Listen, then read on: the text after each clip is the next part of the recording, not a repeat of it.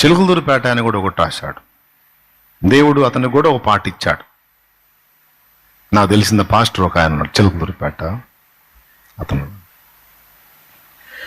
మాట్లాడుమయ్యా ఓ వాక్య దైవం, మండించుమయ్యా మా దీన హృదయం.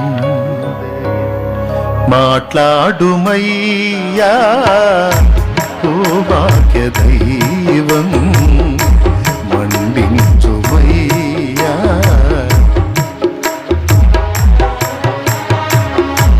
చూపించుమయ్యా నీ మహిమ తేజం.